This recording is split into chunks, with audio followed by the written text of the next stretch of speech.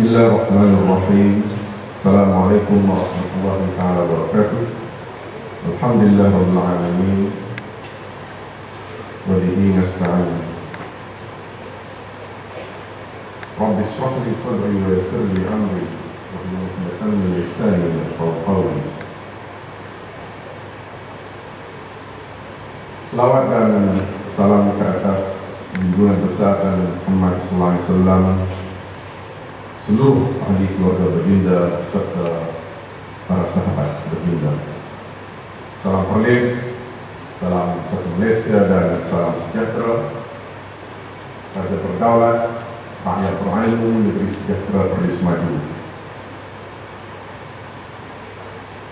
Yang saya muliakan saudara pengacara majlis, yang berhormat Tuan Komandan Mahari, Speaker Dewan Undangan Negeri Perlis, yang berhormat Tuan Ahmad Zamri Khairuddin, Usaha Kerajaan Negeri Perlis, yang berhormat Ahli Majlis Mesyuarat Kerajaan Negeri, ahli yang berhormat,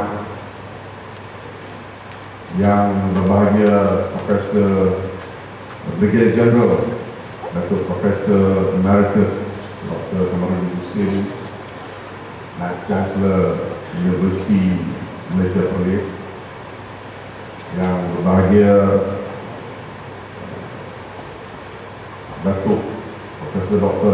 Nur Azlan Ghazali, Vice Chancellor Universiti Kemasaan Malaysia, Jabatan Negeri dan Persekutuan, berbahagia Datuk tuan-tuan dan puan-puan yang hormat yang sangat Islam. Alhamdulillah, pertama kita panjatkan kesyukuran kepada Allah SWT, dan dengan lipat izin dan kurnianya dua, maka kita dapat bersama-sama di dalam Dewan Warisan pada pagi yang berbahagia ini, di dalam satu majlis yang merupakan satu majlis yang penting, satu majlis yang bermakna, yaitu Convention Perlis Maju.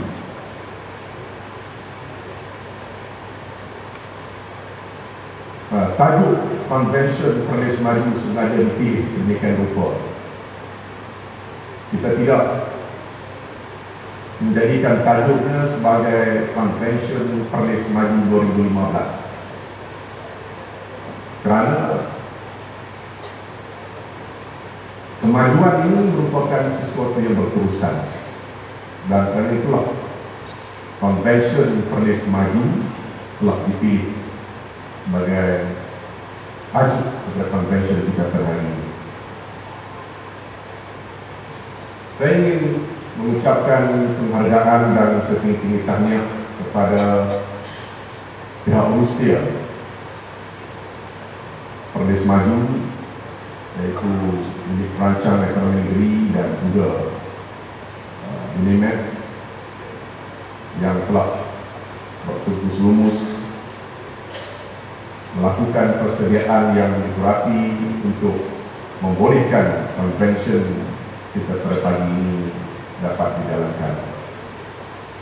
Dan saya juga mengambil kesempatan ini mengucapkan terima kasih dan penghargaan kepada kedua-dua Vice Chancellor daripada UNIMED dan juga daripada UKM yang bukan merupakan orang asing kepada kita. Satunya merupakan pernah menjadi sebahagian daripada Negeri Perlis, pernah belajar di Sekolah Menengah Sains, dan akhirnya beliau menempa kejayaan demi kejayaan sehingga beliau dilantik sebagai Vice Chancellor atau Chancellor Universiti Kemasaan Malaysia, iaitu Profesor Datuk Dr. Nur Azlan Ghazali. Kebetulan nama hampir sama, saya sempat melawak dengan dia letak mesej ke saya. Dia kata, dah nama sama dia mesti main, dia kata. Tapi saya kata, nama ni panjang sikit nama saya pendek, short and simple. Dan Profesor Emeritus Datuk Kamarudin tidak asing dari kita, dan merupakan Vice Chancellor yang khidmat yang terpanjang sekali sekarang ni lah. dan banyak sumbangan-sumbangan yang telah beliau berikan, bukan sahaja di dalam ruang lingkup UNIMED itu sendiri, tetapi juga kepada Negeri Perlis. Dan kita harapkan pada hari ini kita dapat mendengar dan berkongsi dengan mereka akan pandangan-pandangan, bobot pikiran yang bernas dan wisdom yang mereka ada, terutama sekali di dalam melihat apakah apakah pencapaian telah kita perolehi, khususnya di dalam konteks Perlis Maju 2015.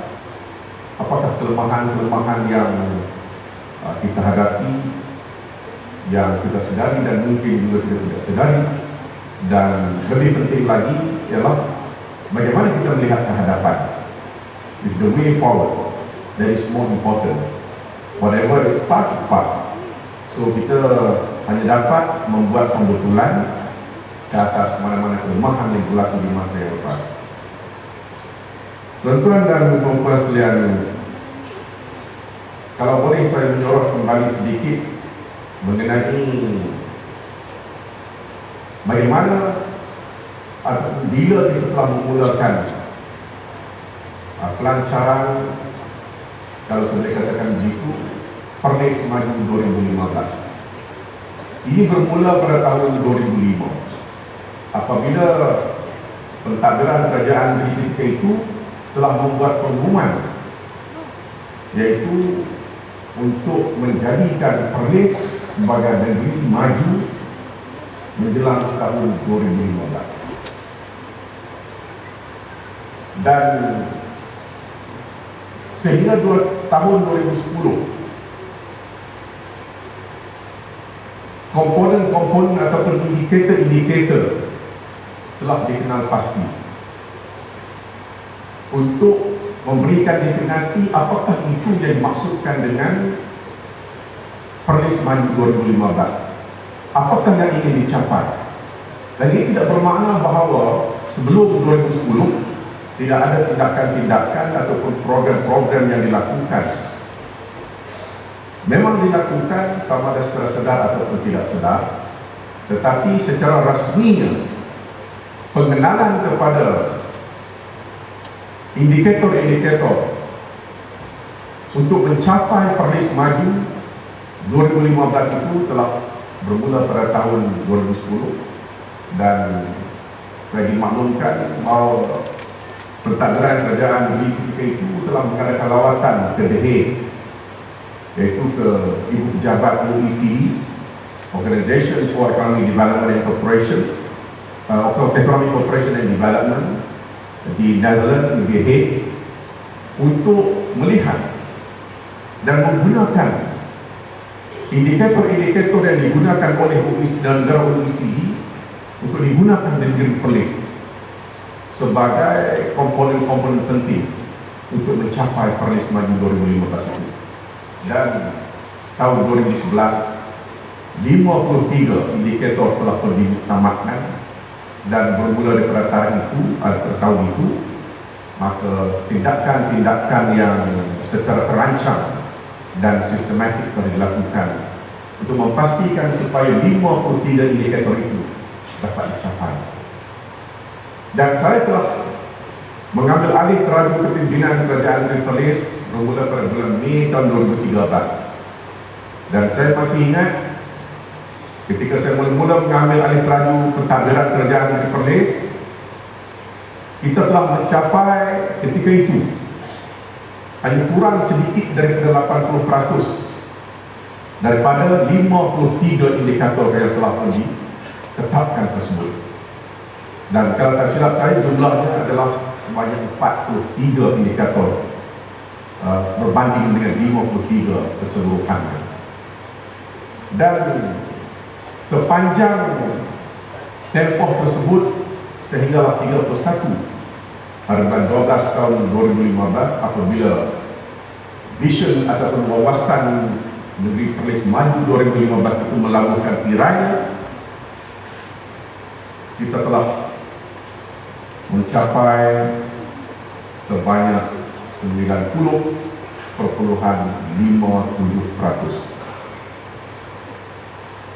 Saya masih ingat negeri Melaka.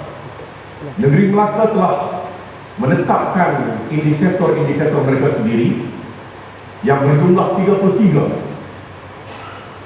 Dan kalau tak silap saya tahun 2012, betul kan kalau saya salah, mereka telah melakukan kajian review ke atas indikator-indikator yang telah ditetapkan tersebut, dan didapati mereka telah mencapai 29 berbanding dengan 33 daripada komponen-komponen utama itu telah dicapai. Dan pada tahun itu mereka telah mengisytiharkan Melaka sebagai negeri maju. 29 indikator yang dicapai itu sebenarnya mewakili 8 kurang sedikit daripada 88%. Kalau kita melihat kepada bilangan indikator-indikator tersebut, sebenarnya dia tidaklah stringent ataupun lebih ketat berbanding dengan di Perlis, kerana di Perlis telah menetapkan 53, dan pada 31 hari bulan 12 tahun 2015 ini adalah berdasarkan kepada kajian yang telah dilakukan oleh pihak UNIMED sendiri. Kajian dilakukan secara ilmiah berdasarkan pada prestasi yang dicapai dalam bidang-bidang dan indikator-indikator yang telah ditetapkan. Negeri Perlis telah mencapai 90,57%.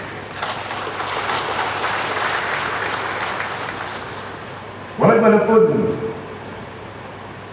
saya berpendapat bahawa pembangunan ini merupakan sesuatu yang berterusan, kerana itu tidak ada keperluan sebenarnya untuk kita mengisytiharkan sama ada telah mencapai tahap maju itu atau tidak, sama ada apa-apa yang ditetapkan dalam tahun sebagai Perlis Maju 2015 itu telah pun dipenuhi, sebab dia mesti ada suatu tahap yang minimum yang boleh untuk kita mendefinisikan bahawa Perlis telah mencapai tahap negeri maju seperti mana yang ditetapkan pada tahun 2015 ini. Kerana saya percaya bahawa ini merupakan sesuatu proses yang berterusan, dan kerana itulah di negeri Perlis ini kita ada suatu lagi wawasan yang akan meneruskan wawasan Perlis Maju 2015 itu, wawasan Perlis Maju, Perlis Negeri Bandaraya tahun 2030. Dan mana-mana indikator yang belum dicapai, yang berjumlah 5, tak silap saya, yang masih lagi belum dicapai, itu akan diteruskan. Salah satunya seperti pendapatan per kapita kita yang masih lagi belum memenuhi tahap yang ditetapkan. Tahap kesihatan kita, seperti panjangnya umur kita lelaki dan perempuan, yang masih lagi belum mencapai tahap yang ditetapkan, juga akan diteruskan. Ini merupakan suatu usaha yang berterusan. Tuan-tuan dan puan-puan sekalian, seperti mana yang telah saya sebutkan di dalam banyak pertemuan, sama ada dengan kumpulan-kumpulan akademia, kumpulan-kumpulan NGO yang lain, ahli-ahli politik, dan cerdik pandai daripada negeri Perlis maupun juga yang daripada luar Perlis, kita telah mengumpulkan input-input yang ada ini di dalam menggubal perancangan pembangunan bagi negeri Perlis. Dan saya telah memaklumkan menyebutkan di dalam beberapa forum bahawa di Perlis kita mengambil pendekatan yang inklusif, di mana pandangan ideal yang diberikan oleh semua pihak daripada seluruh kalangan masyarakat akan diambil kira, akan dicernakan, diambil kira untuk kita membuat formulasi dasar-dasar pembangunan yang akan dilaksanakan di negeri Perlis ini. Dan kerana itulah maka wawasan Perlis Negeri Bandaraya 2030 telah dicetuskan, dan insyaAllah kita mengharapkan supaya semua pihak yang terlibat sebagai pemegang amanah ataupun stakeholders, yang bermakna kita semua, bukan sahaja yang berada di dalam dewan ini, malahan juga di luar, bukan sahaja di dalam negeri Perlis, malahan juga di luar negeri Perlis, akan dapat bersama-sama dengan kerajaan negeri dalam usaha untuk memastikan supaya perancangan yang telah disusun dan diatur akan dapat kita laksanakan untuk memastikan supaya negeri Perlis sebagai negeri bandaraya yang menjelang 2020 akan dapat menjadikan suatu realiti, insyaAllah. Tuan-tuan dan puan-puan yang saya hormati sekalian, selama hampir ataupun melebihi 2 tahun rancangan telah dilakukan oleh kerajaan negeri untuk memastikan supaya apa-apa yang kita idamkan itu, yaitu negeri Perlis sebagai negeri bandaraya, menjadi suatu bukan sahaja mimpi kosong, tetapi suatu yang nyata. Dan hari itu negeri Perlis telah mengambil pendekatan yang sedikit berbeza daripada sebelumnya, di mana kita telah mengambil suatu pendekatan bahawa konsep pembangunan di negeri Perlis ini menjadi sesuatu yang bersifat mampan, dan kemampanan ini diukur dengan pertamanya ialah sesuatu yang boleh menjana peluang-peluang pekerjaan juga dalam bentuk yang mampan. Dan dalam konteks ini, pekerjaan yang mampan ini juga kita boleh klasifikasikan kepada 2. Pertamanya, proses untuk menjana pekerjaan itu mestilah sesuatu yang mampan, yang sustainable juga. Bermakna bahawa apabila sesuatu peluang pekerjaan itu dapat diwujudkan dan dia tidak terhenti, kalau katakan target untuk mewujudkan peluang pekerjaan sebanyak 1,000 bagi sesuatu tempoh tertentu, dia tidak terhenti apabila peluang jumlah pekerjaan itu dapat diwujudkan sebanyak 1,000, tetapi dia akan berterusan 1,000 yang berikutnya dan berikutnya dan berikutnya. Itulah yang saya maksudkan sebagai sustainable job creation. Dan yang kedua, juga berkaitan dengan job sustainability ini, ialah peluang-peluang pekerjaan yang telah diwujudkan tersebut mestilah bersifat sesuatu yang berjangka panjang, dan dia tidak boleh hanya dalam sekadar setahun, 2 dan 3 sahaja, tetapi mestilah sesuatu yang berjangka panjang, yang sustainable juga. Mungkin dalam tempoh 10, 15, 20, 30 tahun ini akan menyediakan pekerjaan kepada penduduk yang bukan hanya dalam bentuk jangka pendek. Dan itulah juga salah satu lagi daripada aspek sustainability di dalam job creation itu. Dan yang kedua, konsep pembangunan itu sendiri juga mesti sesuatu yang sustainable. Dan untuk memastikan supaya ada sustainability di dalam pembangunan ini, maka tidak berlari daripada membawa sesuatu projek yang bersaiz mega. Kerana projek-projek yang bersaiz kecil, projek-projek pembangunan yang bersaiz kecil tidak mampu untuk menjadi sesuatu yang mampan. Memang betul projek-projek pembangunan yang bersaiz kecil dan sederhana perlu diteruskan. Ia juga merupakan satu keperluan. Tetapi lebih penting lagi adalah perancangan yang dilakukan oleh kerajaan negeri ini mestilah berjaya untuk menarik pembangunan yang bersifat mega. Kerana di atas sifat mega itu, ianya akan menjadi lebih sustainable. Dia akan berjaya melahirkan peluang pekerjaan yang lebih besar. Dia akan berjaya melahirkan kesan-kesan sampingan ataupun kesan-kesan limpahan yang lebih besar, spin-off effects daripada projek-projek yang besar ini. Dan kerana itulah pendekatan juga yang diambil oleh kerajaan negeri adalah bekerjasama rapat dengan pihak swasta. Kerana tanpa kerjasama yang rapat di antara pihak kerajaan dan pihak swasta, tidak mungkin hasrat ini akan menjadi suatu kenyataan. Kerana kerajaan sendiri tidak mempunyai kemampuan untuk terus-menerus melakukan pelaburan-pelaburan dalam bentuk awam, pelaburan-pelaburan awam. Ada hak-hak dan limit-limitnya yang tertentu berdasarkan kepada keadaan dan situasi semasa dan hambatan-hambatan semasa.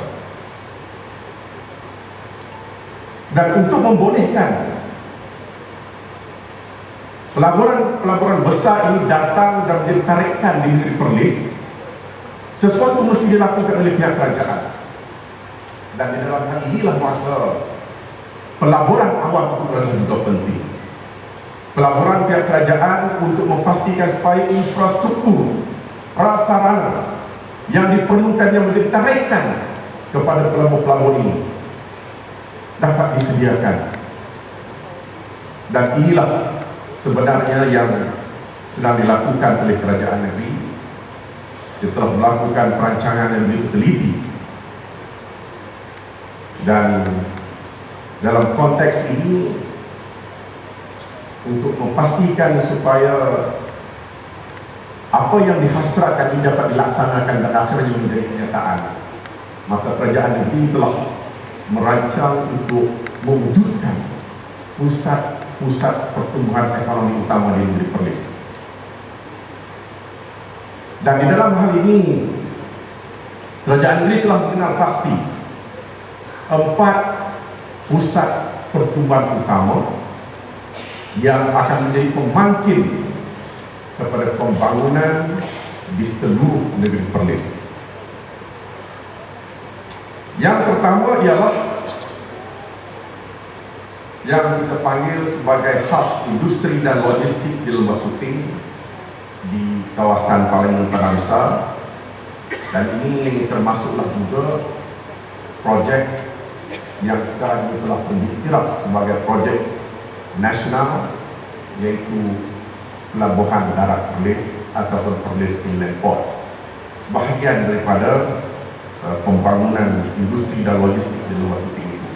Ini adalah salah satu daripada pusat pertumbuhan yang kita rancangkan. Dan yang kedua, terminal pengangkutan awak negeri Perlis, ataupun kita akan namakan dia sebagai Kangas Sentral, dan ini di kawasan Parlimen Kangas. Dan ketiga, pusat pertumbuhan yang ketiga ialah di Kuala Perlis, yaitu Bandar Maritim Kuala Perlis. Ini telah pun dikenal pasti lebih awal oleh pentadbiran yang dahulu. Pentadbiran yang ada sekarang meneruskan dan memperhalusi lagi perancangan-perancangan yang telah dibuat itu untuk dilaksanakan. Dan yang keempat, salah satu lagi pusat pertumbuhan yang kita rancangkan, yang juga merupakan suatu projek oriented sebenarnya, adalah di kawasan Parlimen Arau, yaitu di sebahagian pesisir pantai, di mana kita akan wujudkan pelabuhan perantara bersepadu di Kuala Sanglang dan Kuala Sungai Baru. Ini adalah merupakan 4 pusat pertumbuhan ekonomi utama yang dijangka akan menjadi pembangkit kepada pembangunan ekonomi di negeri Perlis secara sustainable. Dan di masa yang sama juga, kita telah merancang untuk membangunkan lembangan Sungai Perlis sepanjang 11 km daripada Kuala Perlis sehingga ke Pekan Kangat. Kita akan bangunkan semula, dan ini merupakan suatu perancangan pembangunan jangka panjang dan akan menelan belanja wang yang begitu besar, yang saya jangka mungkin melebihi daripada 1 bilion ringgit. Ini adalah merupakan suatu bentuk pembangunan yang komprehensif yang melibatkan pemindahan penduduk-penduduk yang tinggal di sepanjang sungai tersebut, akan disediakan dengan kemudahan-kemudahan perumahan yang bersesuaian. Tebing sungai akan dilanskapkan semula. Sungai akan dibersihkan, akan diwujudkan jeti-jeti yang sistematik, dan kehidupan nelayan yang kini tinggal di sepanjang pantai dan sepanjang sungai akan berubah, dan kita akan memperkenalkan konsep baru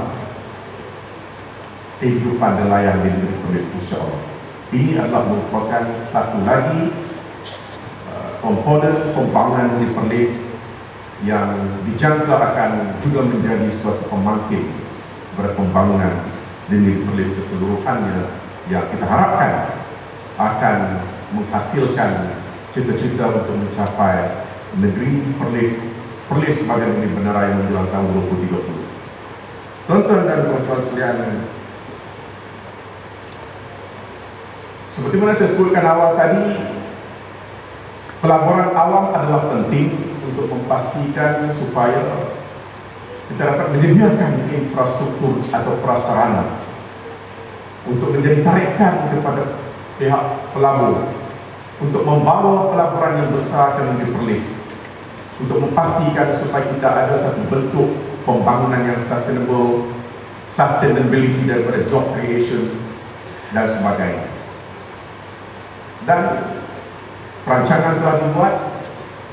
Alhamdulillah, saya boleh ringkaskan di sini bahawa Kerajaan Persekutuan telah bersetuju meluluskan sejumlah projek-projek prasarana untuk dibangunkan, terutama sekali di kawasan Lembah Suping, dan di sana sahaja kerajaan telah bersetuju memberikan peruntukan di bawah rancangan Malaysia ke-11 sebanyak lebih kurang 854 juta ringgit yang bakal dilaksanakan dalam tempoh 5 tahun rancangan Malaysia ke-11.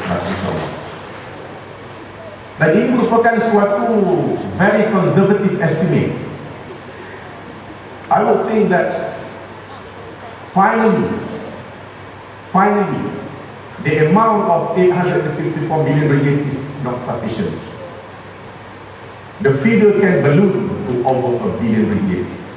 And this was told by the officials from EPU themselves.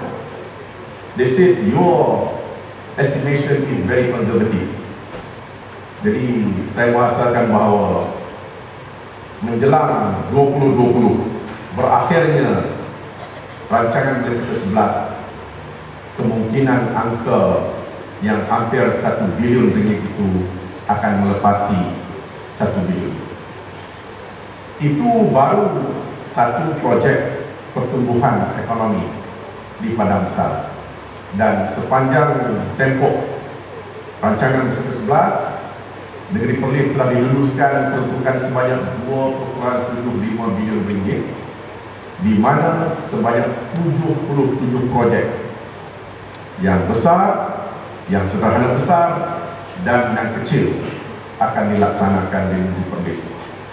Ini termasuklah projek penyambungan Tembatan Banjir Barat, Tembatan Barat yang sedang dalam pembinaan, dan satu lagi sistem tembatan banjir akan diwujudkan, yang mana kedua-duanya ini sahaja telah diperuntukkan peruntukan sejumlah 600 juta ringgit, dan ini juga akan bakal menjana ekonomi di negeri Perlis. Di samping dapat menyelesaikan masalah-masalah alam sekitar seperti banjir dan sebagainya. Tuan-tuan dan puan-puan sekalian, seperti mana yang saya sebutkan tadi bahawa semua perancangan ini tidak akan dapat dilakukan tanpa sokongan, tanpa dukungan dan kerjasama daripada semua pihak, daripada semua yang menjadi stakeholders, yang menjadi pemegang amanah. Sama ada mereka ini berada di negeri Perlis maupun dua di luar negeri Perlis. Dan tidak mungkin kerajaan semata-mata dapat melakukan tanggungjawab dan amanah yang besar ini. Karena itulah saya telah menekankan bahawa pentingnya wujud kerjasama yang rapat di antara pihak swasta dan juga kerajaan. Jadi semangat Malaysia Incorporated itu diteruskan untuk kita mencapai visi ataupun wawasan Perlis ini di Menara yang menjelang 2030 ini. Tuan-tuan dan puan-puan sekalian, tidak dapat dinafikan bahawa apa yang kita rancang ini tidak akan melalui satu proses yang licin tanpa sebarang gangguan. Tidak mungkin itu boleh berlaku. Malah dalam konteks hari ini sekalipun, perancangan telah dilakukan oleh Kerajaan Persekutuan, misalnya bajet tahun 2016 yang berjumlah 271 juta bilion itu sekarang ini mengalami proses review semula kerana ada sesuatu yang baru berlaku di dalam ekonomi, terutama sekali ekonomi di peringkat dunia, kerana negara kita adalah merupakan suatu negara yang terbuka. Sistem ekonomi kita adalah merupakan open economy. Kita merupakan negara pedagang. Dan malam tadi kita telah mendengar sebahagian daripada tuan-tuan di sini berada dalam sesi taklimat yang diberikan oleh Datuk Seri Mustafa Mohamad mengenai TPPA. Dia menggambarkan bagaimana Malaysia adalah merupakan sebuah ekonomi terbuka, sebuah negara perdagangan yang berdagang dengan 200 buah negara lain, hampir ke semua negara di dunia. Di dunia kita ada 220 buah negara, dan kita menjadi rakan dagang kepada 200 buah negara di seluruh dunia. Dan kerana itu, kalau sekiranya berlaku semua di mana-mana bahagian di dunia ini, sudah tentu kita juga akan dapat merasa. Dan kerana itulah dalam konteks ini ia merupakan suatu cabaran yang juga terpaksa dihadapi oleh negeri Perlis dalam konteks untuk melaksanakan pembangunan, proyek-proyek pembangunan, rancangan-rancangan pembangunan yang kita rancangkan tersebut. Dan sudah tentu ada kesannya, dan kita harus melakukan strategi-strategi yang tertentu untuk memastikan supaya dapat kita mengurangkan sedikit kesan-kesan negatif akibat dari perkembangan dan ini semua yang berlaku di dalam ekonomi dunia dan juga di Malaysia ini.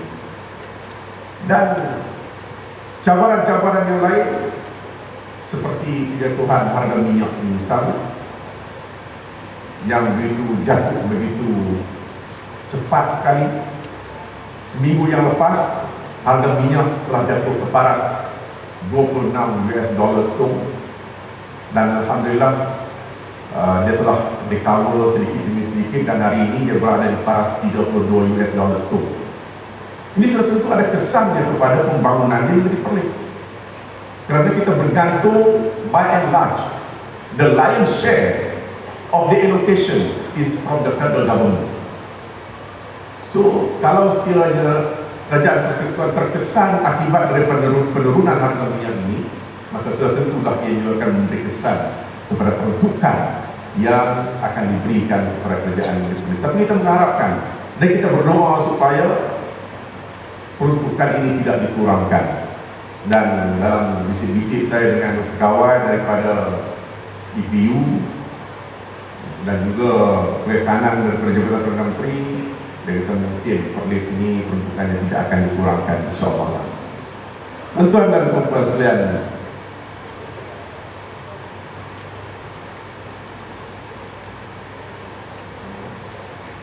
cabaran yang lain, penurunan nilai ringgit juga menjadi cabaran kepada kita.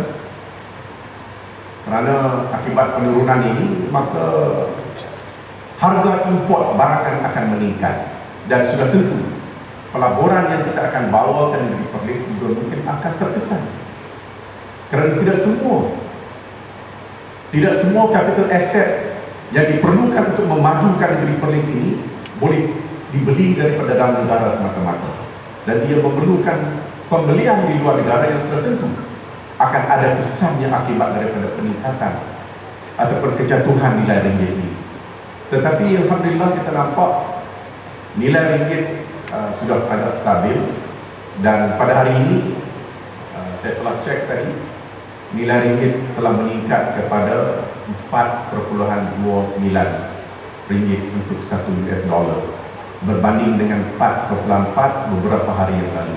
Ini merupakan suatu petanda yang positif. Mungkin ada kaitan dengan peningkatan harga minyak itu sendiri.